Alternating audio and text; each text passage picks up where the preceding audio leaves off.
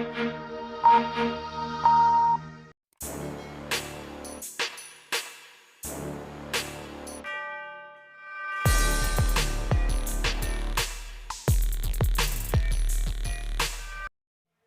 चुनाव के पहले चरण के मतदान के लिए आज पहली बार जयंत चौधरी और अखिलेश यादव ने संयुक्त रूप से प्रेस कॉन्फ्रेंस की। होटल गॉर्डन में हुई प्रेस कॉन्फ्रेंस में दावा किया गया कि वेस्ट यूपी में भाजपा का सूरज डूब जाएगा। इसके लिए गठबंधन पूरी तरह तैयार है और किसानों ने और हर वर्ग के लोग भाजपा के खिलाफ खड़े हुए हैं और जयंत चौधरी और अखिलेश के पक्ष के लिए और उनके समर्थन में वोट डालने के लिए तत्पर है। उनका कहना है कि बिजली 300 यूनिट बिजली फ्री देंगे, समाजवादी पेंशन लागू करेंगे और इसके अलावा हर वो सुविधाएं देंगे जो भाजपा सरकार दोहरे मापदंड से बोलती आ रही है लेकिन यूज़ करती नहीं आ रही है।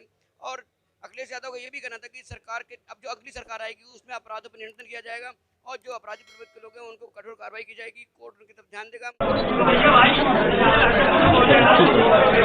सभी पत्रकार बंधुओं को धन्यवाद, आभार।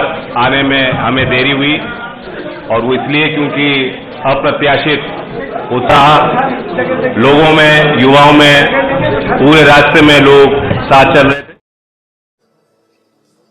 हम और जयंत चौधरी जी मिलकर के जो इस देश की हमारी पहचान रही है, गंगा जमुनी तहजीब, सदियों से हम लोग मिलकर के रहे हैं।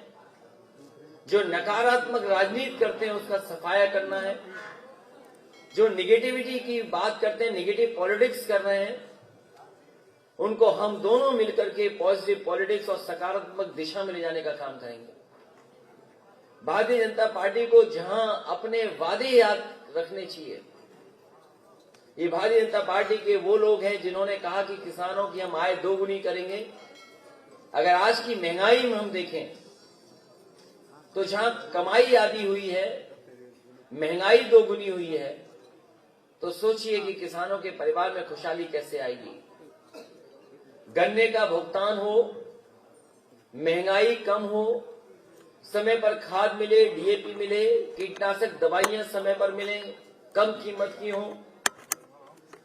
डीजल पेट्रोल की जिस तरीके से कीमत बढ़ी है और जिस तरीके से भारतीय जनता पार्टी के गलत फैसलों से गरीबी बढ़ी है, अगर हम उन्हीं का दावा माने, उन्हीं के आंकड़े माने, तो वो कहते हैं कि 80 करोड़ लोगों को हम राशन दे रहे हैं। हमारे किसानों को, हमारे गरीबों को ये मजबूर बना रहे हैं।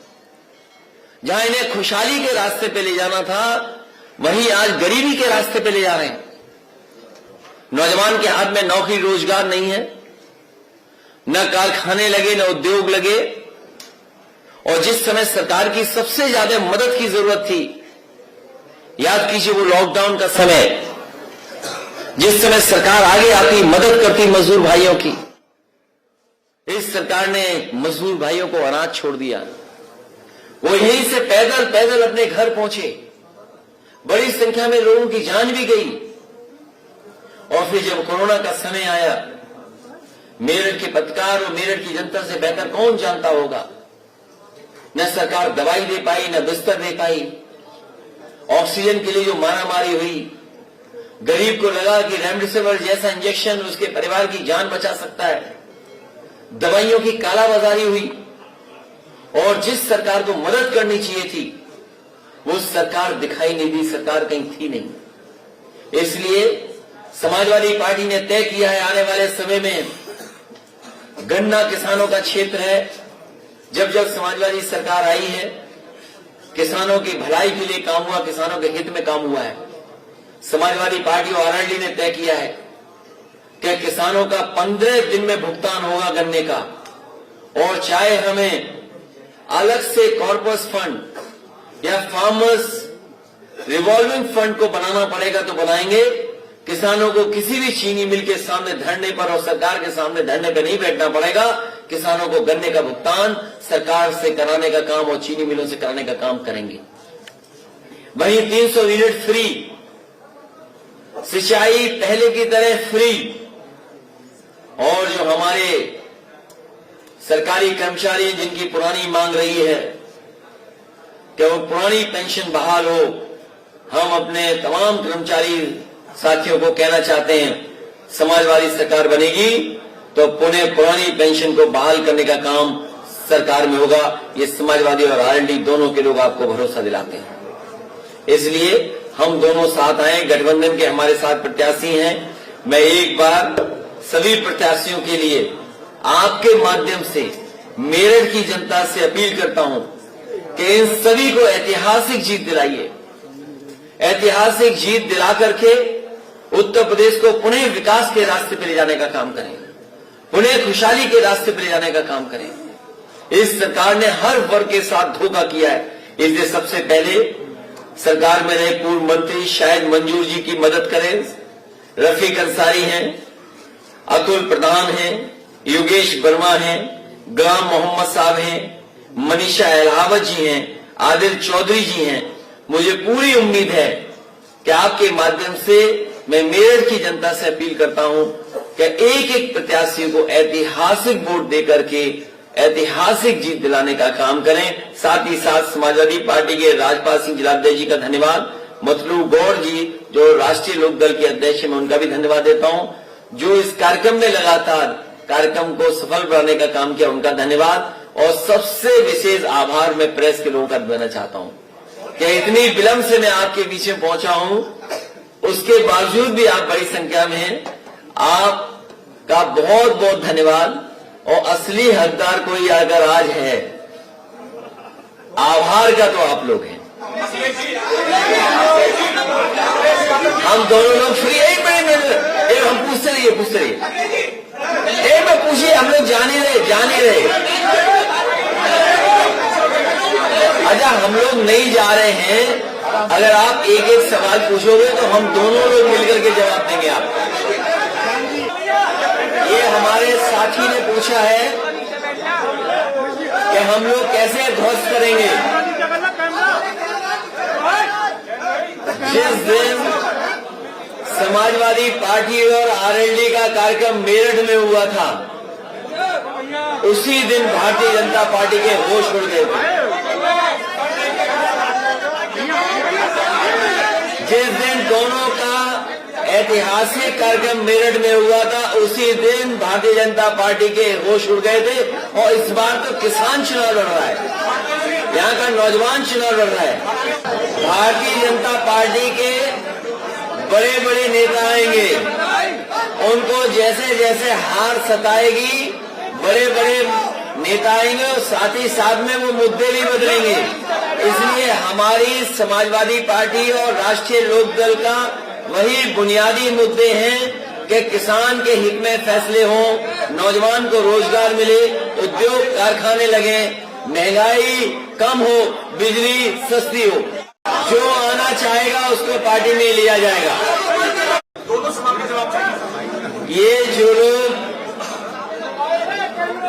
ये भारतीय जनता पार्टी के लोग गन्ना गन्ना कब कहेंगे? भारतीय जनता पार्टी के लोग जाति जनगणना कब करेंगे? भारतीय जनता पार्टी के लोग किसानों की आय दोगुनी का जो वादा किया था वो पूरा कब करेंगे?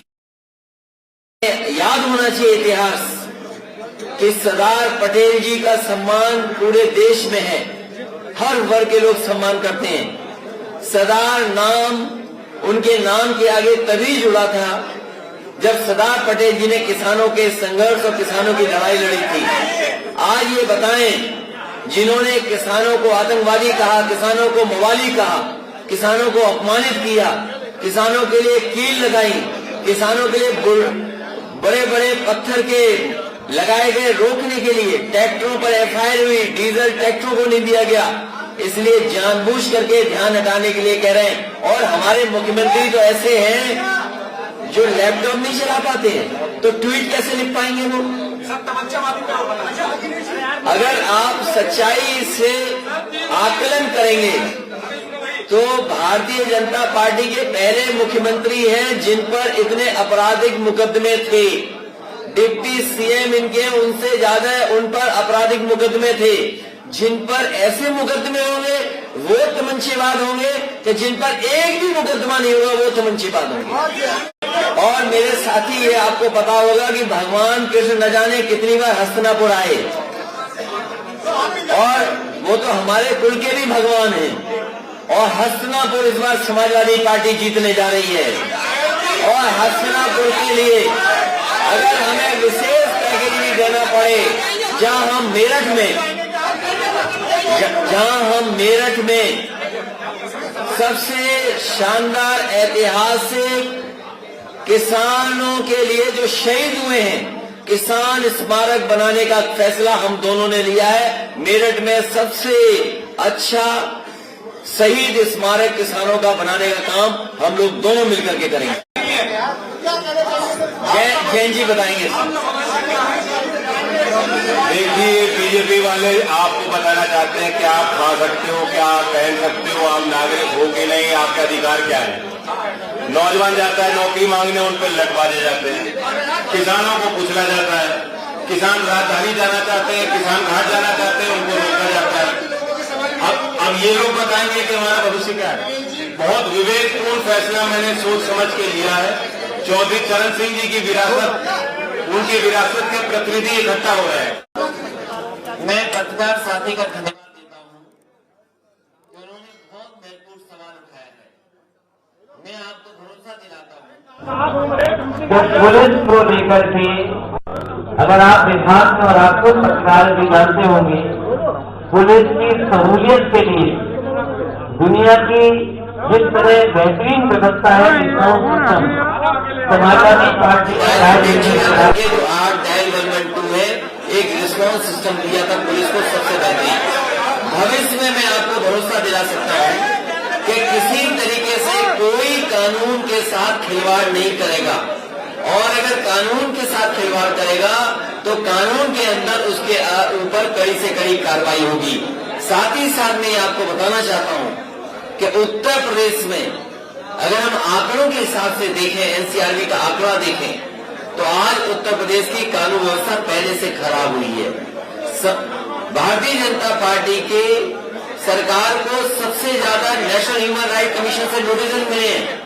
और कोई सोच सकता है कि मुख्यमंत्री के गृह जनपद में एक व्यापारी कारोबार के लिए गया हो तो पुलिस ने पीट पट करके उसकी जान ले ली हो। और यही नहीं, पुलिस में कभी जेल में हत्या नहीं हुई होगी, किसी की जेल में हत्या हो गई। और मैं आपको कहना चाहता हूं और हमारे पत्रकार साथियों को कहना चाहता हूं कि कोई भी मुख्यमंत्री जेल में 3 घंटे नहीं रहा होगा। ये पहले उत्तर प्रदेश के मुख्यमंत्री हैं जिनके ऊपर न जाने कितने मुकदमे हैं, और किससे मिलने के लिए 3 घंटे जेल में रहे थे, किसके साथ चाय पी थी, किसके साथ बिस्किट खाए थे। कम से कम जो तमंचावादी बोल रहे हैं उन्हें इसका जवाब देना चाहिए कि 3 घंटे किस माफिया के साथ उन्होंने जेल में चाय और नाश्ता किया था। उसके लिए कोर्ट है और कोर्ट न्यायालय उस पर फैसला करेगा। किसानों के लिए बिजली के लिए बड़ी बात ये कह चुके हैं। देखिए उत्तर प्रदेश में चुनाव है, उत्तराखंड में चुनाव है। केवल उत्तर प्रदेश में पलायन का सवाल नहीं है। 1000 से ज्यादा गांव खाली है उत्तराखंड में, 1000 से ज्यादा गांव। क्या गृह मंत्री उत्तराखंड में भी जाएंगे? और इस बार यहाँ के किसान, यहाँ का नौजवान, यहाँ के हर वर्ग के लोगों ने तय किया है कि भारतीय जनता पार्टी का पॉलिटिकल पॉइंट होने जा रहा है। मैं एक बार फिर कहता हूं कि चौधरी चरण सिंह जी को भारत रत्न मिलना चाहिए। भारत रत्न की पुरानी मांग को मैं दोबारा दोहराता हूं।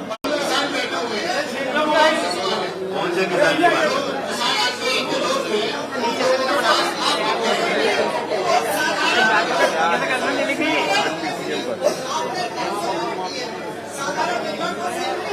नहीं तो आप क्यों कम करवाना चाहते 100 यूनिट? हमारे पत्रकार साथी खुश हैं कि 300 यूनिटें भी मिल जाएगी। ये एक पत्रकार साथी कह रहे हैं एक साधारण परिवार को 200 यूनिट पर्याप्त है, तो ये आपको बधाई देनी चाहिए कि एक साधारण परिवार से ऊपर की हम लोग सोच रहे हैं कि 300 यूनिट फ्री दे रहे हैं। और देखिए 300 यूनिट का होना, आज एलईडी बल्ब आ गए हैं, आज आपके पंखे भी इतने हैं कि जहां पर सहूलियत है, कम बिजली का खर्चा लेते हैं। आज आपके पास मोबाइल है, टीवी है, लैपटॉप है, तो ये सब डीसी करंट में चलते हैं। ये इसलिए मिल रहे हैं मेरे पत्रकार साथी वो इसलिए मिलने हैं क्योंकि जयंत चौधरी जी ने उनके दरवाजे बंद कर दिए।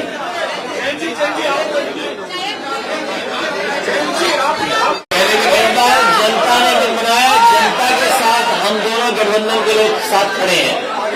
और सबसे बड़ी बात है, उन्होंने कहा कि हम यहाँ पर झूठे वादे करने नहीं आए हैं। जो भाजपा सरकार ने झूठे वादे किए, लोगों को डराया धमकाया। और सबसे बड़ी बात जो अखिलेश यादव ने कहा कि चौधरी चरण सिंह को भारत रत्न मिलना चाहिए, हम इसकी काफी लंबे समय से मांग कर रहे हैं। इसी को समर्थन करते हुए जयंत चौधरी ने कहा कि किसान इस बार पूरे तैयार हैं भाजपा का वेस्टर्न में दरवाजा बंद करने के लिए, और इस बार कोई नहीं हो सकता, परिवर्तन होगा और इसके लिए गठबंधन सभी सीटों पर मजबूती चढ़ेगा और आने वाला वक्त बताएगा कि उत्तर प्रदेश एक परिवर्तन के दौर में आएगा। कैमरामैन किशन सूदन साथ ज्ञान प्रकाश, जनवाणी न्यूज।